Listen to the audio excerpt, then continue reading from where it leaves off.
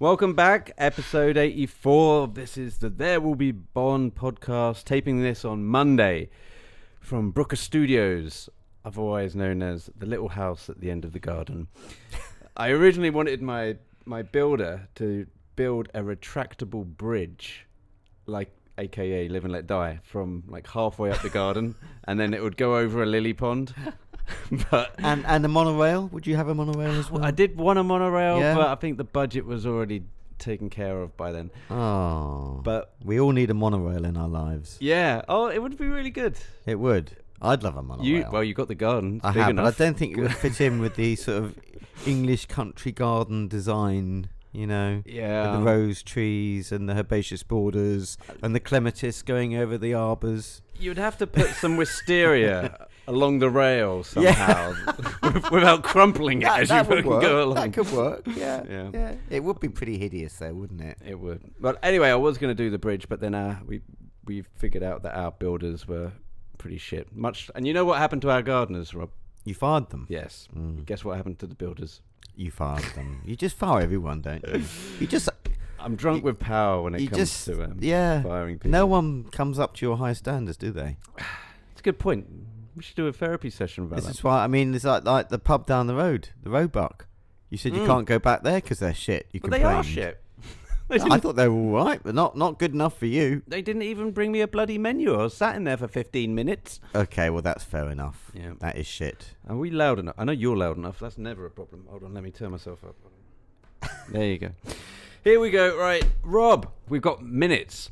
104 and 105 of Casino Royale to cover this week. But before we get into that, have you been up to anything Bondian, Rob? I have, only yesterday. Wow. Yes. So 2 Bond locations. Well, 1 Bond filming location and 1 Bond connection, strong connection to Ian Fleming I visited yesterday. So I was on a classic car rally called the Bunty Carlo, organised by this lovely lady called Bunty, who used to work at Stoner Park, which is, as you know, where they filmed the Blade and Safehouse scenes of The Living Daylights. Yes. And I came across her random meeting a few years ago at a VW show, and she just said, "Oh, you've got to come on my rally. You've got to come on my rally." And this is what she does. She just rounds people. You've got to come on her rally. My Bunty Carlo rally. She showed me pictures. Right. And I have done for the last few years, and it's been great. And because she works at Stoner Park, she gets access that other people don't get access.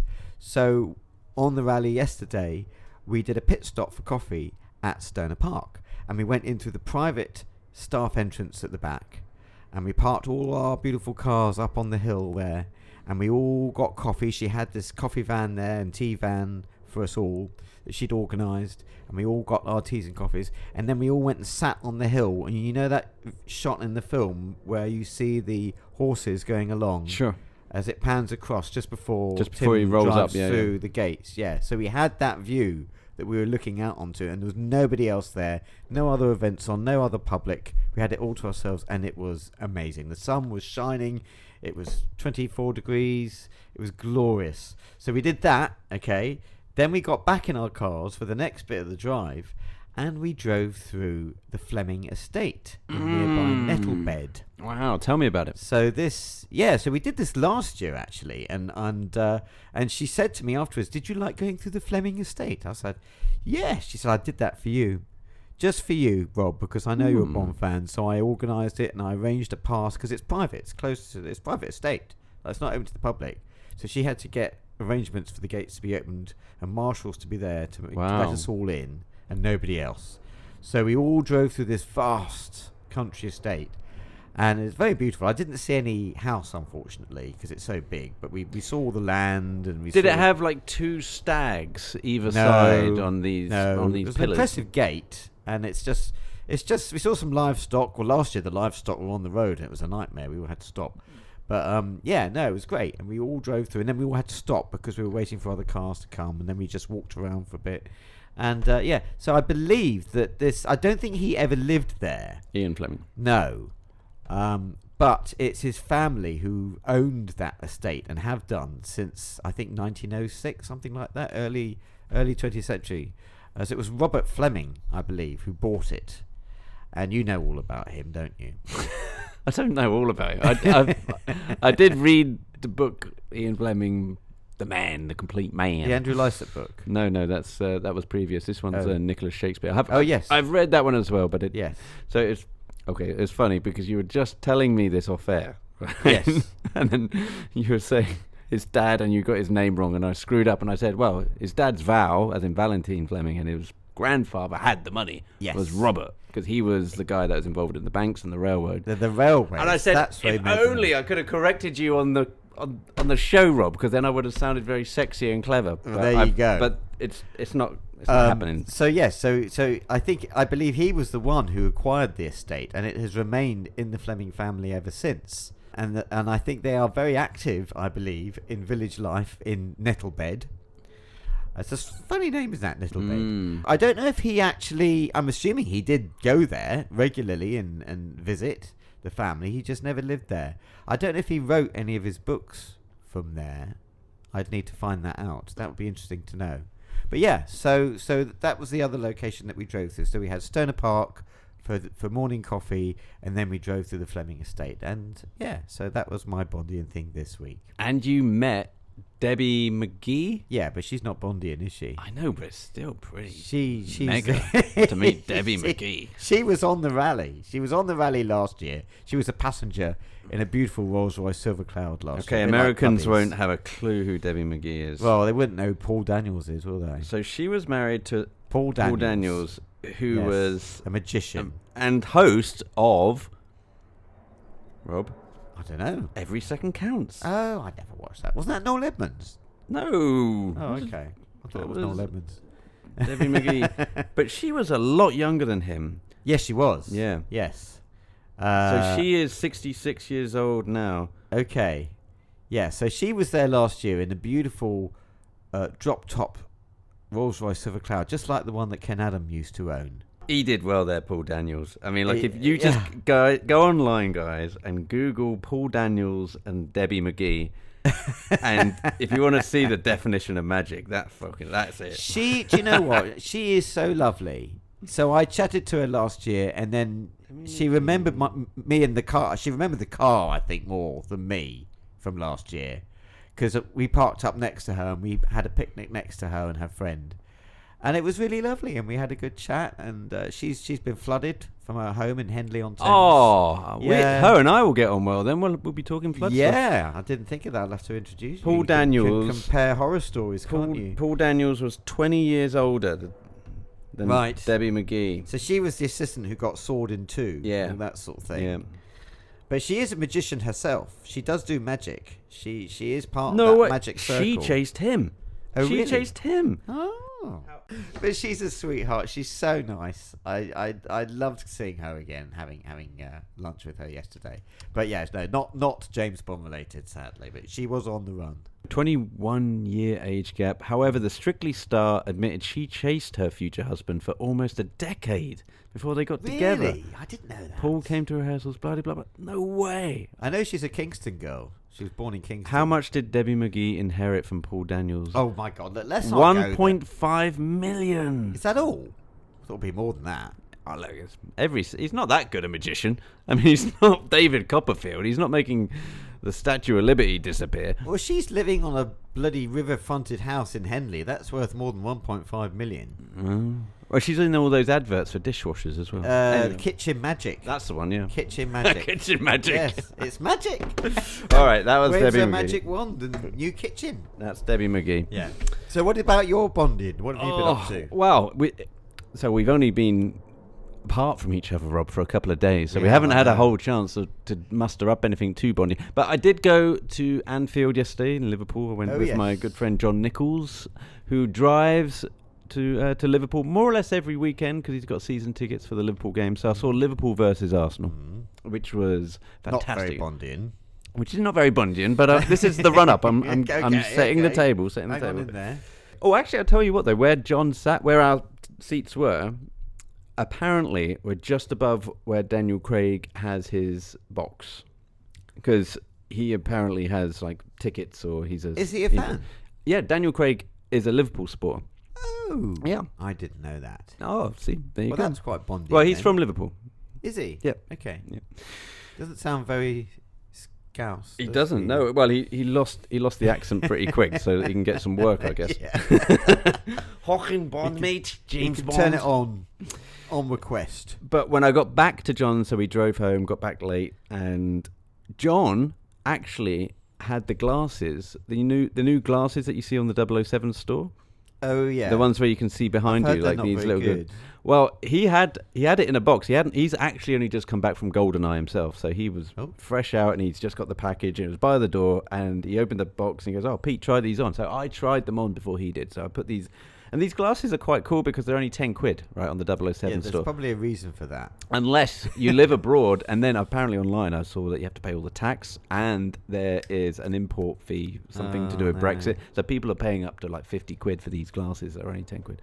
Anywho, so I tried them on, and they're actually really good. Not like spectacular good. Okay. Not amazingly, the glasses are 10 quid.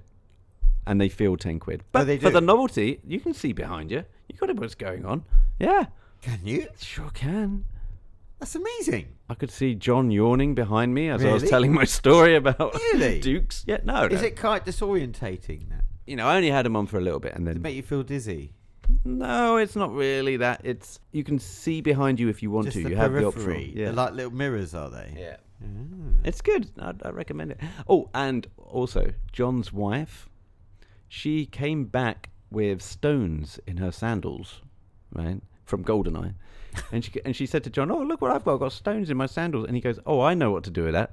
And he gave me the stones from GoldenEye for my stone collection downstairs. But don't you have some already? I don't think I did. I got the sand from GoldenEye. I didn't get any stones. Yeah, so these...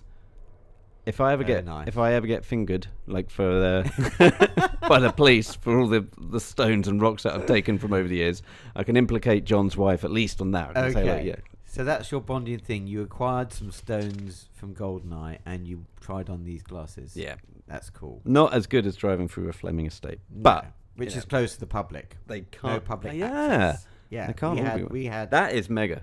It is actually. No one else gets to drive through. Did you film it or anything? No, I took still photos. Oh, so I can share those if you want. Yeah. We'll put those in the show notes. Yeah. All right, Rob. Shall we get into some of the minutes? 104 is sponsored by PropStore. PropStore.com. Yes, they've got a new auction out. Planet Hollywood auction. It was out on May the 14th. Bidding opens on May the 21st. There are some lots from Indiana Jones, Ghostbusters, and of course James Bond. So you can go on there, propstore.com, and see all of the new lots. Obviously, we're taping this before it comes out, so I've got no idea what's on this catalogue, I'm afraid. But I'm sure it's amazing. Amazing. And we'll leave links in the show notes so you can go and look directly at the Bond lots. Right then, let's get to the minutes. Rob, where did we leave it last time? Can you remember? They were in the restaurant having dinner. That's on right. their own. Oh, yeah, that's right. Okay, so we're going to pick it up now, and we'll see you on the other side of this. Because once you've tasted it, that's all you want to drink. Well, that was quite a good line. It was a very good line.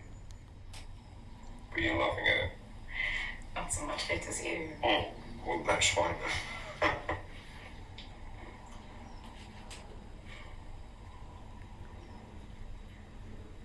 I figured out what that is.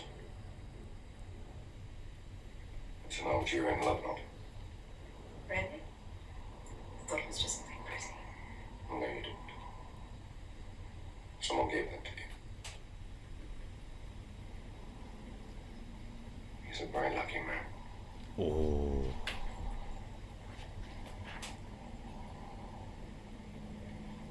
You can switch off so easily, can't you? It doesn't bother you killing those people.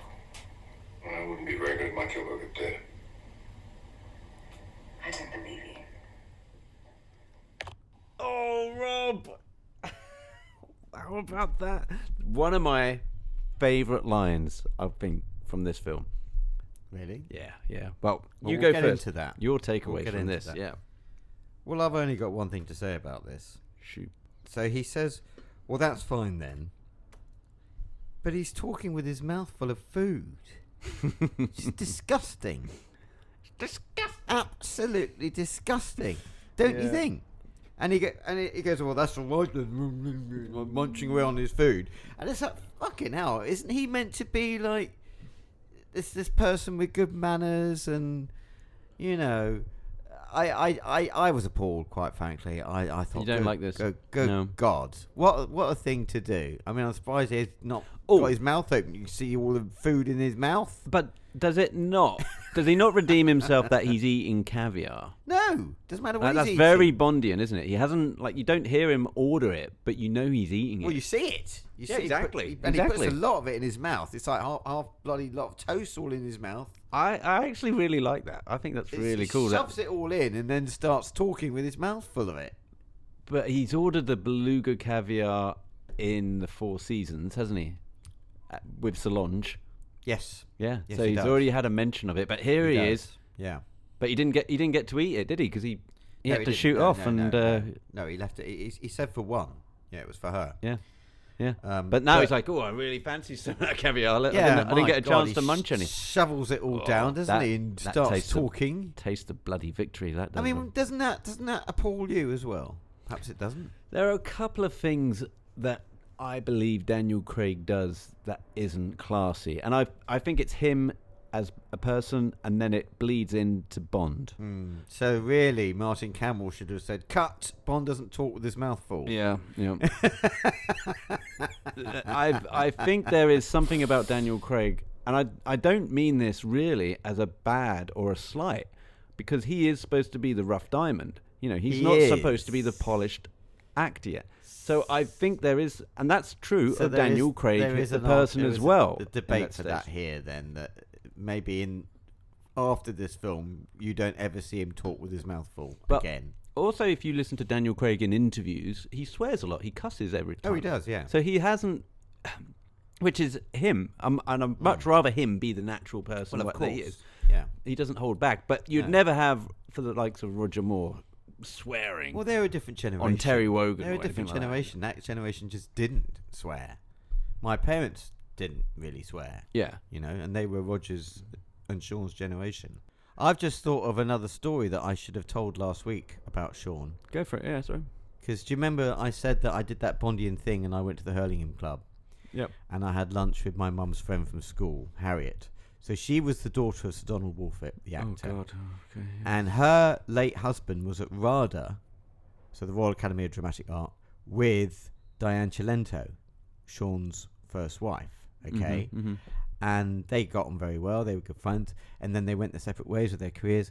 And then he met up with her years later, and he noticed that she looked a bit different. And he was couldn't work out what it was. And then he realised her nose looked a bit different. And he asked her. He said, "Oh, Diana, has something happened to your nose? This looks a bit different." Sean did that. What, he paid for the operation, or he did the damage in the first place? He broke her nose. He broke her I'm not laughing nose. at that. So That's naughty, isn't it? Naughty, yeah, then. so But then I think I mean that's nothing new because she wrote about that in her autobiography that he knocked her about. But well, he spoke about that on Barbara Walters as well. He says, you know, oh, does he? yeah, in that famous Barbara Walters interview that he gives, she Oh, goes, yes. she goes, oh, that bit where you talk about slapping a woman, and he goes, yeah. She goes, I didn't like that. He goes, I haven't changed my opinion. That's right. It's a brilliant interview. Yeah. It is a real crossroads in his life as well, because he doesn't do many interviews after that. He's just Right. like, fuck it. If you Right. come, and that was at his house. I wonder He's like if- thinking, Barbara, you're coming to my house and you're cross-examining me on domestic abuse. I'm shutting you down now, and no one else is getting beyond the fucking gates. I wonder if he knocked Michelin around. Oh, we We can haven't heard ask. about that. She's still I mean, around. She stuck with him to the end, so I'm Yeah. assuming he didn't. I wouldn't have thought she'd put up Stand with for that. them. But anyway, so I digress. But yeah, rough as they come, Sean. So that's just a little anecdote there from last week I forgot to mention.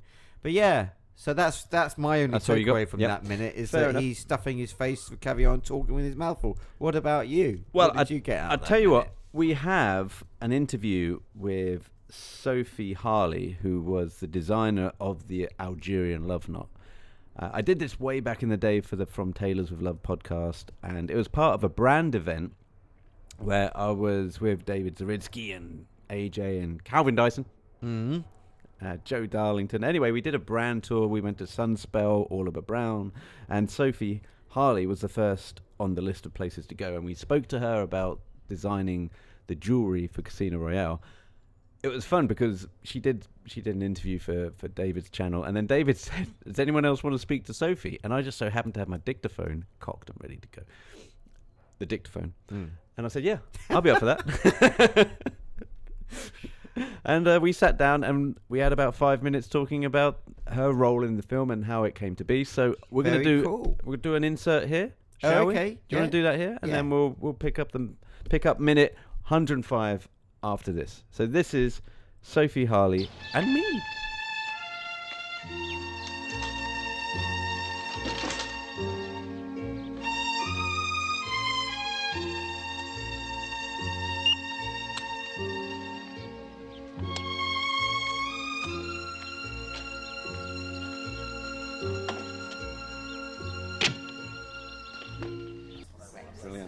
Sophie Harley. My name's Pete Brooker from Taylor's With Love podcast. Thank you for coming on today, and thank you for inviting us down to your beautiful studio. Oh, it's so much fun having everybody here and such a lot of Bond fans all in one place. I love it. So how often does things like this happen, where Bond nuts get together and come down? Well, I don't think we've had as many Bond nuts all in one go as we have today. But I obviously have a lot of clients who love Bond, and I have people flying in from all over the world to buy the Love Knot for their wives or partners, for weddings and anniversaries and things like that. So I'm used to having clients in. I make a lot of bespoke work as well. Great. So I'm used to having clients in, kind of on a daily basis, but not normally sort of 20 people at once. Yeah. The studio is quite small. Small but beautiful. Sophie, can you just tell me how you got involved with the Bond franchise? Yes. Who called who? Yes. Well, it really stems from the amazing Lindy Hemming, who's the costume designer for Casino Royale and many, many other films. She's an absolutely incredible person. And she's done a lot of Batman films, etc. as well. And her whole family are involved in costume. And her daughter did the costumes for Harry Potter.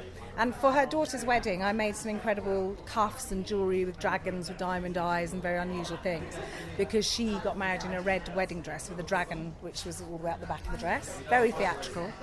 So Lindy knew my work anyway, and she knew it would suit the sort of mysterious element of the jewel which they wanted for Casino Royale, as my work's very cross-cultural. It's almost like an eclectic mix of different cultures and different times. I mean, I use ancient goldsmithing techniques but with a kind of contemporary twist. So Lindy, I think, just thought of me, sent me an email, and end of 2005, just before Christmas, when I was exhausted with doing normal Christmas work, saying, "Hey Sophie, do you want to do the jewelry for the next Bond film?" Wow. So, of course, I was like, yes, of course, I'd love to do that. So, sort of early on in January, I came into the studio, locked the door, had been given the brief of 4 interconnecting rings, but that was it for the necklace. There was a concept? There was a brief, the concept was 4 interconnecting rings. It was to be called an Algerian Love Knot. Why Algerian? That's the mystery, isn't it? That's the mystery of Bond. I think it's something to do with one of the spies that bought it for Eva Green originally. But it doesn't actually exist in jewellery terms. Yeah. Although 4 rings, like a Russian wedding ring or a Celtic knot, is similar to a love knot. And that was really all the brief that I had. So they just kind of let me run loose with it. And then it all just happened very, very quickly from there. I did actually speak to Martin Campbell, director, is fantastic, and he loved the necklace, and actually went on set with him when he was filming the lift scene. And he talked to me about the jewellery, which was really, really nice. And yes, but I thought, well, if they're going to have a necklace, they better have some earrings to go with it. So I actually phoned him up and said, "Martin, can I just please design some earrings to go with my necklace?" And luckily he said yes, and that's how the lovely leaf earrings were born, and the other circle earrings, yeah. I've got to ask, what was your reaction when you first heard the words Algerian Love Knot on the screen and you saw it on Vesper Green? Can you remember where amazing. were you at the premiere? Yeah, I didn't actually go to the premiere, but I went very soon after that. And firstly, I had no idea that the necklace was going to be on screen for so much of the film. So, of course, she comes, the minute she's on the train, that you see the necklace. And then it's basically on screen for the whole time. And then, of course, it goes on to Quantum of Solace as well. And so that was an incredible surprise. And, you know, I suppose my favourite scenes, of course, is when Daniel Craig Bond leans over in the beautiful dining room scene and says to Vesper, "That's an Algerian Love Knot Necklace, isn't it?" And of course, that's amazing because the minute you Google that, you find me. That's fantastic. So, you know, thank you, Daniel, for that little comment. And it's just been an incredible thing to have done in my life. It's always going to be in an absolutely iconic movie. I believe it's one of the best Bond films ever made. I love the relationship between Vesper and Bond. You know, it's very real, and I really love that aspect of it and the whole story. And so I know it's going to be in the film forever, and people still It is. want to come and see how it's made and come and see it, which is marvellous. And so I heard you made 4. Is that correct? No, I made more than that. Oh, okay. I made about 10 for each 10, film. right, okay. And the lovely thing is that they have been auctioned off for charities since then. Through Eon or the Bond Corporation, they auction them for charities. But I've done a lot of charity work myself with the necklace as well in the last 10 years.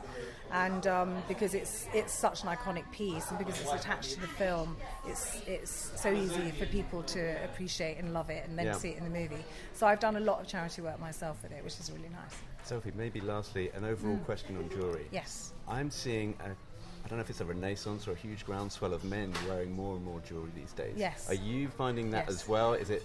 Yes. Or has it always been that way, or am I just noticing it? I think men have always worn jewellery, actually. But I think maybe sort of younger men wear more now, you know, big chunky bracelets and necklaces and things. We have a lot of men that buy jewellery from us. So, yeah, for me it's just normal to see men in jewellery. And I love seeing men in jewellery. And we have obviously our own little Bond collection that goes with the film for men now as well. So, Excellent. yes, get it on you. Sophie, thanks so much for your time. Such a pleasure. It's a real treat. And if anyone's in London, they can just come in here to the studio. Well, we prefer people to make an appointment because yeah. I do a lot of private bespoke appointments with people and obviously a lot of quite famous actors and actresses actually buy my work. So it's better if you can make an appointment first, but you can do that through our website, which is www.sophieharley.com, or just email us at info@sophieharley.com. So it's very easy. And the nearest tube station, I think, is Ladbroke. Westbourne Park. Westbourne Park, okay. It's much closer. Okay, yes. much closer. So yes, but people we're come not to far London. from Notting Hill, and Portobello Market's just down the road. It's got amazing restaurants and things, so it's a really lovely area of London to come to. It is, and we're about to head out now, so I better wrap up. But Fantastic. thank you, Sophie, so much. for your Pleasure. time. Sophie Harley there, sophieharley.com, the place to go if you want to check out. And you can still buy the necklace, actually, Rob. I looked earlier. It's up for about $2,500, I believe, 2,600. But I tell you what, the earrings that she spoke about in that interview, they're still available, and you get those for about 160 quid. Really? So not too bad, yeah. Ooh. And by the way, like if you wanted to give it to, I was thinking, all right. Now, does this make me a dick? I was thinking, oh, I could buy these for Anastasia. She's got a birthday coming up. I could dip into the Bond budget and get these. Present her with the earrings. Here you go, sweetheart. Happy birthday. She goes, thank you very much. And then I put them downstairs in the Bond Museum with all the rocks and all my other bits and bobs. I think that would be divorce papers. That if would you grounds did for that. divorce. Yeah. Right, fair enough. just how my manipulative brain works some days, Robert. Okay, dog. Well, where are we? We're on to minute 105 now. So 105. Minute 105 is sponsored by Wild and Heart. WildandHeart.com, my favourite razor brand. Got a 20% discount. WH20 when you go online and shop for these razors. And Rob, you've seen them, right? I've seen them. In the flesh. I have. I've shown you it. You haven't done a demo yet. Ooh. Well, maybe we'll do a live stream of this. That's a fucking good You idea. could do a demo. Yeah, sure. Sounds good. Lather up. Oh, God. How we punish our listeners and viewers. All right, okay, let's get into minute 105. Rob, can you remember where we left it? I know it was only a minute ago, but we... Yes, so they're still having dinner. Yeah. And he's talking with his mouth Mouthful of caviar. Yeah. Oh, that's perfectly all right. Well, that's fine, man. Okay, here we go. You've got a choice, you know. Just because you've done something doesn't mean you have to keep doing it. Why is it people who insist on killing it. You think I got taken over advice? I think something is driving you. And I think I'll never find out what that is. Oh, the text sound. Mathis needs me. Good night. Congratulations again.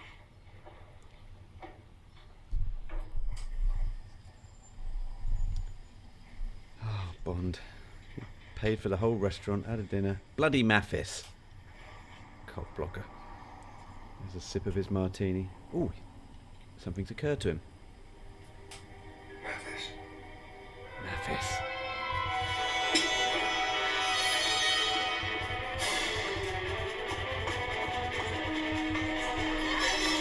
Oh, Rob!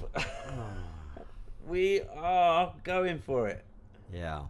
It's all kicking off, isn't it, at the end of that minute? Wow. Oh, it tees it up really well, though, don't It you think? gets serious Yeah. after that, doesn't it? I think it really tees it up well. Yeah. I'm almost when that happened, I almost sat down and watched the rest of the film. Oh, do you know, me too? But Yeah. it was really late last night. I was really tired and I had to go to bed. Ah. But it was like, oh, this is actually leading into a really good part of the For film. me, it was the middle of the day, and I thought I can't watch the Casino Royale during the middle of the day. I've got to do some I was doing work. this at bloody midnight last night. Oh, bless you! Look, he's got his handwritten notes down there. So tired yesterday and today. God. Takeaways, Rob. Well, it's quite a tense scene between them, isn't it? Yeah.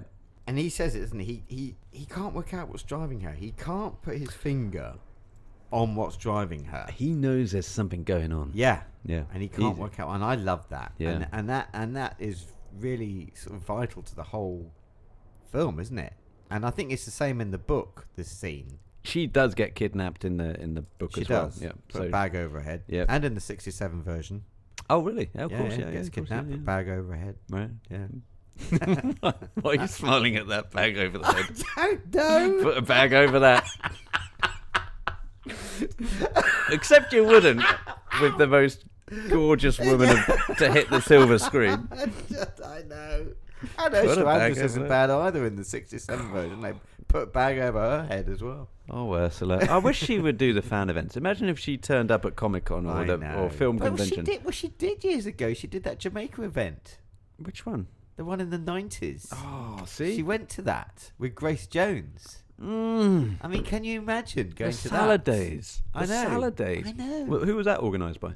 I don't know, but it was. They did a radio broadcast from there, which I recorded. Wow. I've got it somewhere. At God, home. that must have gone down so terribly because they've not done anything since. Do you reckon No. it's the same with, like, someone must have touched them up like they did with Denise Richards? I don't know. But Denise Richards' manager comes out and goes, she's no longer going to be hugging people for photos. Something she happened. So Ursula also did Autographica in London before I even knew what Autographica was. I think in 2004. And I didn't know about it, and I think I found out a few years later. I was like, damn, I've missed Ursula Andress. Oh, she'll come back. She never did. I know. She's too old now. She can't be asked with it. Did you say that she just puts the phone down? Yeah. No. Yeah, Did you get... Well, have you got a phone number? I spoke to a journalist Oh, who did get in touch with her right. for an article he was writing for the Daily Telegraph about Okay. the 60th anniversary. Mm. And he wanted to talk to someone who was there at the beginning, and there obviously aren't many left. Mm. And she was one of them. And he got in touch with her, and she just put the phone down on him. So he was lumbered with dear old Norman Wanstall instead, and he was interviewed for the Daily Telegraph. Oh. I know. Oh, I hope he made some money. Yeah, I think he did. Yeah. But yeah, he Well, said- Joanna Harwood I is had this also first there, yeah. this conversation with the journalist, and he was telling me firsthand. He spoke Yeah. to her, and she was like, "I don't do interviews. I don't talk about Bond. No, not anymore." And just put the phone down. God. So there you are. They should have it in the contracts from the day they sign. Look, hot 21-year-old. I mean, if a journalist calls you up 60 years from now, you take the bloody call. Yeah, I mean, she must be in her 90s now, I would have thought, or late 80s, whatever she is. Do you want to have a guess? I'll Google it. She's getting on, isn't she? And it's like, yeah, she did the interviews with John Cork, didn't she, for the DVD's making of? So Yeah. at least we've got her recollections on record. 89 years old. Is she? Yeah. Well, I bet she's knocked a year or two off that. They all do. So she's probably 90 or 91. I see. Joan Collins. By the always way, if you lies. can hear planes landing, sorry about that. I should have closed the doors to the studio. But Well, at least it's not thunder. We had we're some right, thunder yeah. before we started. we are right by Heathrow, where we are in Chiswick here. So you'll hear lots of ambience, birds singing and airplanes flying overhead. Dogs barking. And dogs barking and trying to molest the cat. Fox. Yes, at one with nature. So yeah. So anyway, he can't put his finger. Yeah. What I wanted to say was he can't put his finger on her. There's something there that he just can't quite work it out. And I thought that was really interesting. And actually, they do touch on that in the audio commentary that I have that you might not have, with Martin Campbell and Michael G. Wilson. And they do say that in real life, Eva Green is like that. And she's a very private person, and she doesn't let people really into her life until they know her very well. So she's quite aloof. So she's like that in real life, and Daniel Craig eats with his mouth open in real life. These two are there you perfect. Go. There you go. Perfect this for is these like roles. Just observing them in a restaurant in real life, isn't it? There's this really good line before where she goes, "It doesn't bother you killing all those people. Well, I wouldn't be very good at my job if it did." Brilliant. That is a zinger. That is a great zinger. Line. You're absolutely right. I think it's followed up by a really average line of, just because you've done something doesn't mean you've got to keep doing it. That's nothing. That's not a great line. That's not a good comeback. No, I don't think. No. But then he goes, I don't think I'll ever figure out what's driving you. And that is just movie talk, right? No one says that in real life. No one ever says that. Right, Rob, if you're ever on a date with a girl and you go, I think something's driving you, and I'll never figure. She'll be like, look, all right, Rob, there's no need to get into movie talk right here. But I should. Any other takeaways from you? Shall I tell you my restaurant story real quick? Oh, yes. Yeah, okay. So I've been to this restaurant. Wow. It's in the Grand Yes, so this is actually on location, isn't it? Yeah. This isn't a set. It's actually on location. It's Grand Hotel Pub, which is in Karlovy Vary, which is where the majority of all this is set. And it's doubling as Hotel Splendide, which is in the novel, and you can see the plaque Hotel Splendide as well as Bond runs out in the next minute. There's a beautiful shot of the plaque. Oh, right. Yep. So the restaurant is in the hotel itself. And it's also the same with the reception where they come in and, he goes, well, you signed that, love. You're part of the treasury. That's all in this hotel. Yes. Now, the restaurant, we booked the restaurant and I asked the waiter ahead of time. Which table? Can you get me the table? Get me the table. It's booked up for 10 years, sorry. So they go, we'll see what we can do. Anyway, It's like bloody rules, you know. It is. It's exactly that. Yeah. So I walk in and I go, Peter Brooker, follow me. I'm like, and he's walking. And then he plonks me down, Rob, right on the fucking kisser, doesn't he? Yeah, right on the table. Really? Right on the How exact much notice table. did you have to give for that? Wow, I emailed him a couple of weeks ago. Is that a couple of weeks? Is that all? I think that was about it, yeah.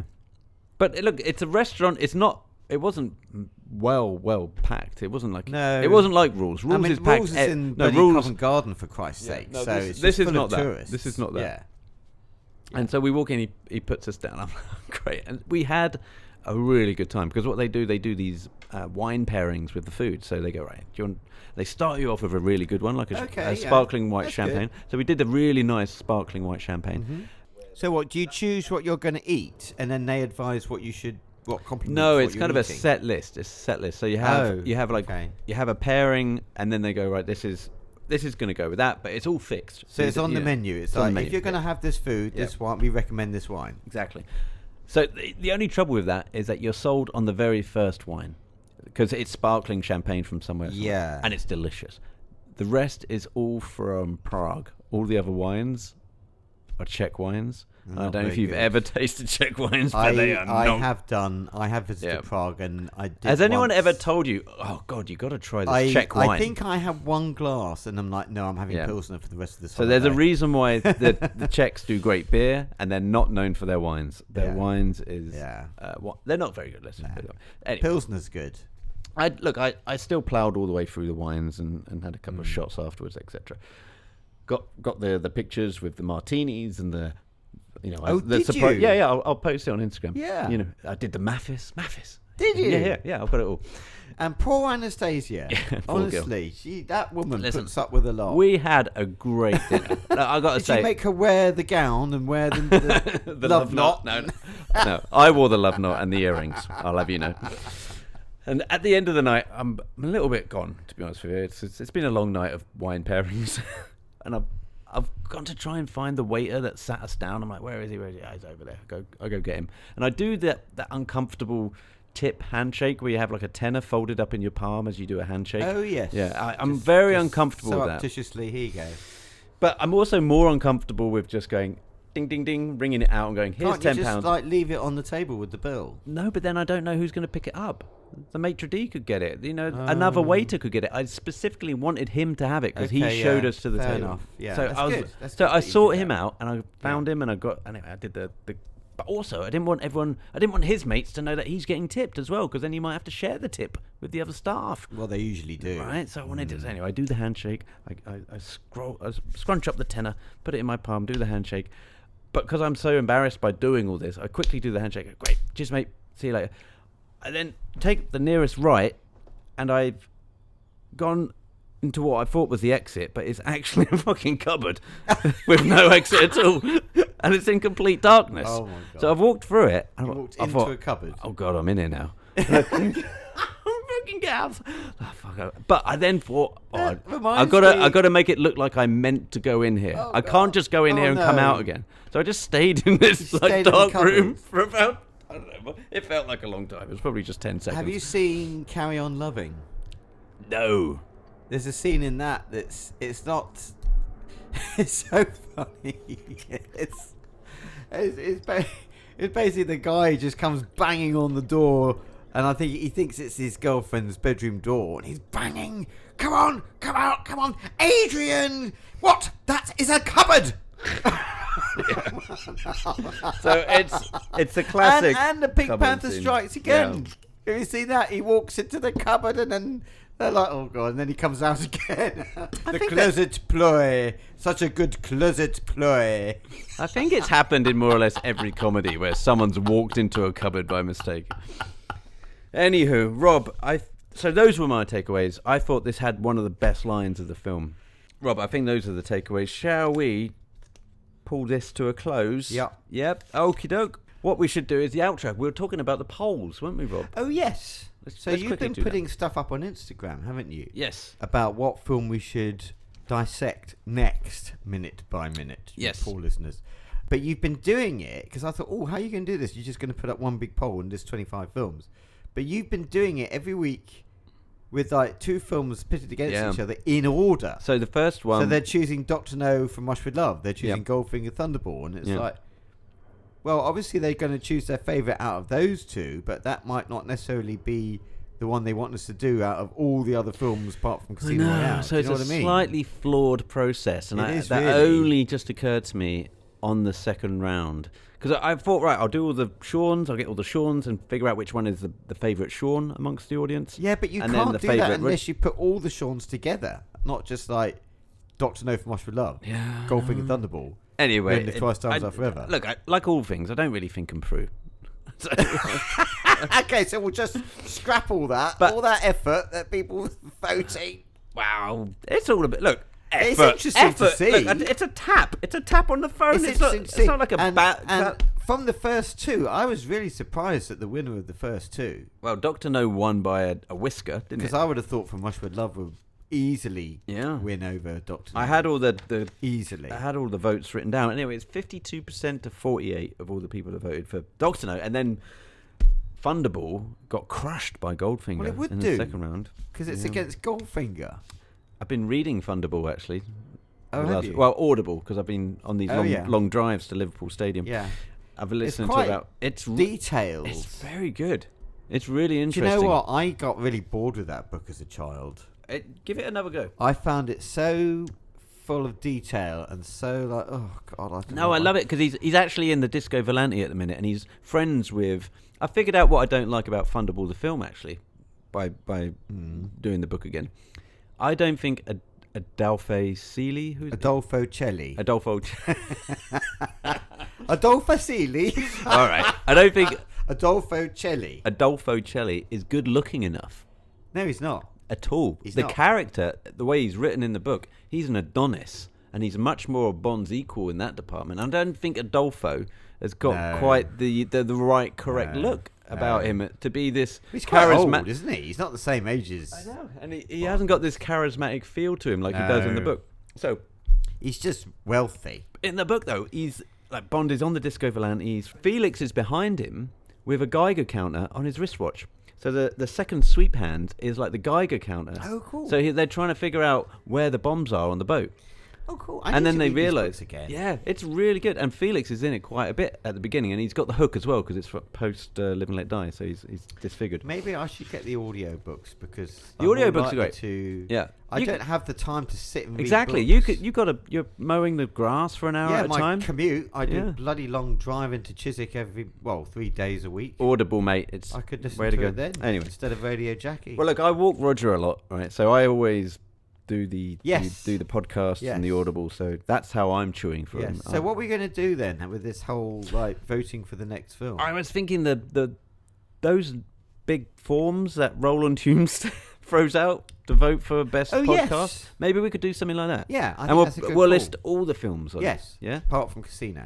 Yes. Yeah. Obviously, I'm we'll not do fucking that doing this again. again. No. Unless we or Casino 67. I'm not doing that minute by minute. No. either. We're not doing Everything Ever Again either because No. I can't cope with that. No. Just the official ones. Yeah. All right. Just the ones we like. And then maybe when we've done all those, if we're still alive, we'll do those unofficial ones. God, but there'll be a whole load more Amazon ones by then. I was working this out. If we did this, if we did all the films, I think we'd be in our 70s. Really? By the time we complete, by the time we complete where we are now. God, just think about the listener that's listening to this going, I'm not listening to these twats for another 30 years. This is going to be painful enough as it is getting through to the end of this film. I think I'm going to stick with you twats for another 30 years. I don't know. Why not? Wow. Why not? Keep us Would be busy, obvious. won't it? Keep us off the street. Keep us in booze. Yeah. What do you think of that wine? Very nice. Yeah. Soave. Can't go wrong with Soave. Is it Soave? It is. Very suave. Yeah, from Italy. You like yeah, it? It's nice. We drank that in Vienna. Not Vienna, Venice. Yeah. Even. There you go. Like that. Yeah. What do you think of the meatballs I made for you earlier? Very Oh, yeah. nice. So I'm making Rob a We little didn't bit make of the meatballs. You bought them from Waitrose. I put them in the oven. Just making them. All right. Okay, so we are now... He is feeding me now, folks. Yeah, he needs energy to I get used through to this. just have a few Doritos and have to just battle on through and then feed myself at 9 o'clock when I get home. See? So he is See? actually. Now we're doing the Patreon. All right. So the Patreon, people should subscribe to the Patreon show because we're going to be recording that next. We will think about doing an Instagram Live. Maybe we'll do Yes. that, maybe we won't. But we're going to do the player profiles for the next episode because we've got some real key birthdays that we're going to celebrate. We've got Pierce Brosnan, Joseph Weissman, Pedro Armanderes, John Glenn. and John Glenn. Oh, I'm looking forward to that. Yeah. Looking forward to that. We're going to get into the weeds with these guys. Think of, well, I did a bit of research and I looked at all the trivia, all the gossip. I started with Pierce Brosnan and I've got pages and pages and I'm Oh, like, God. I've got 3 pages on Pierce Brosnan. Like, I haven't got time to do other people. All right, fair enough. Well, we might just do a Pierce Brosnan special. A Pierce special. But it's So all your Pierce fans, if you want to hear that, sign up to Patreon. there will be more Bond, Yeah. and we'll put links into the show notes Yeah. for that. All right. And Until- please leave us a 5-star review on iTunes. An honest one, It yep. helps other people find us. It does. Yes. Okay, Rob. Until next time. Ciao.